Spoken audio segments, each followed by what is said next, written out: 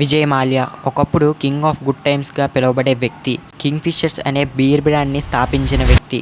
సడన్గా కొన్ని వేల కోట్లు అప్పు చేసి లండన్కి పారిపోయారు. అసలేం జరిగింది, తన బయోగ్రఫీ ఏంటి అనేది ఈ వీడియోలో చూద్దాం. హాయ్ ఫ్రెండ్స్, ఎలా ఉన్నారు? విజయ్ మాల్యా డిసెంబర్ 8, 1955లో విఠల్ మాల్యా అండ్ లలిత రామనానికి జన్మించారు. విజయ్ మాల్యా తండ్రి విఠల్ మాల్యా మరణించిన తర్వాత విజయ్ మాల్యాని యూబీ గ్రూప్స్కి చైర్మన్ చేశారు. చైర్మన్ చేసిన కొన్ని సంవత్సరాలకే కింగ్ ఫిషర్స్ అనే పేరుని రీమోడల్ చేసి ఒక బీర్ బ్రాండ్గా 1978లో లాంచ్ చేశారు. అండ్ అప్పట్లో ఆల్కహాల్ని డైరెక్ట్గా ప్రమోట్ చేయకూడదు కాబట్టి కింగ్ ఫిషర్స్ పేరుతో వాటర్ అండ్ సోడాని లాంచ్ చేశారు. అంతేకాదు, అప్పట్లో క్యాలెండర్స్ అండ్ మోడల్స్ని తను రిలీజ్ చేసేవాడు. అండ్ దీపికా పదుకొనే అండ్ కత్రీనా కైఫ్ లాంటి వాళ్ళని ఇలాగే ఇంట్రడ్యూస్ చేశారు. అండ్ ఆ తర్వాత కింగ్ ఫిషర్స్లో 4% ఆఫ్ ఆల్కహాల్ని 8%కి ఇంక్రీజ్ చేశారు. అండ్ ఆ తర్వాత 1986లో కింగ్ ఫిషర్స్ ఫస్ట్ పొజిషన్లోకి వచ్చింది. అండ్ అదే సంవత్సరం విజయ్ మాల్యా సమీరా తేజ్ బాబ్జీని పెళ్లి చేసుకున్నారు. అండ్ పెళ్లి చేసుకున్న సంవత్సరం తర్వాత సిద్ధార్థ్ మాల్యాకి జన్మనిచ్చారు.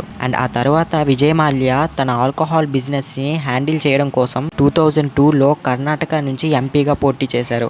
అండ్ ఎంపీగా గెలిచారు కూడా.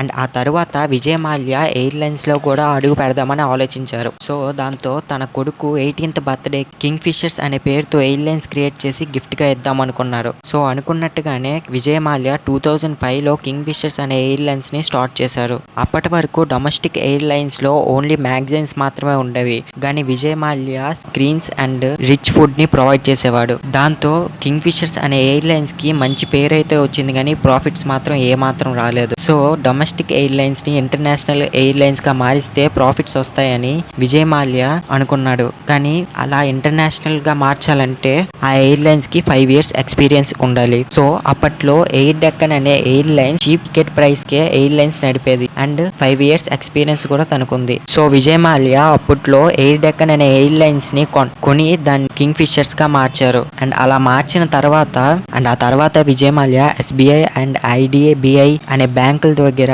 900 కోట్లు అప్పు చేశారు. అండ్ ఆ వచ్చిన డబ్బుతో ఎయిర్ బస్సెస్ని కొన్నాడు. అండ్ దాంతో పాటు RCB IPL టీంని 45 కోట్లకు కొన్నాడు. ఆ తర్వాత పర్చేస్ పవర్ తగ్గిపోయి ఆయిల్ ప్రైజెస్ పెరగడంతో ఎయిర్లైన్స్ అనేది చాలా డౌన్ఫాల్ అయింది. అప్పట్లో కింగ్ ఫిషర్స్ అనే ఎయిర్లైన్స్ చాలా నష్టాల్లో మునిగిపోయింది. అండ్ అక్కడ పనిచేసే వాళ్ళకి సరైన జీతాలు కూడా ఇవ్వలేకపోయాడు. అండ్ ఆ తర్వాత 2016లో SBI అండ్ ఇంకా ఇతర బ్యాంక్ తను ఇచ్చిన అమౌంట్ని తిరిగి చెల్లించాలంటూ పిటిషన్ పెట్టాయి. అప్పట్లో విజయ్ మాల్యా MP పోస్ట్కి రిజైన్ చేసి లండన్కి పారిపోయారు. అండ్ రీసెంట్గా తను ఇచ్చిన బ్రాడ్కాస్ట్లో తన తప్పంటూ ఏం లేదంటూ అండ్ తను తీసుకున్న 900 కోట్లకి ఇండియా దానికి డబల్ 1400 కోట్లు చెల్లించానని చెప్పాడు. అండ్ త్వరలో ఇండియాకి వస్తానని కూడా చెప్పాడు.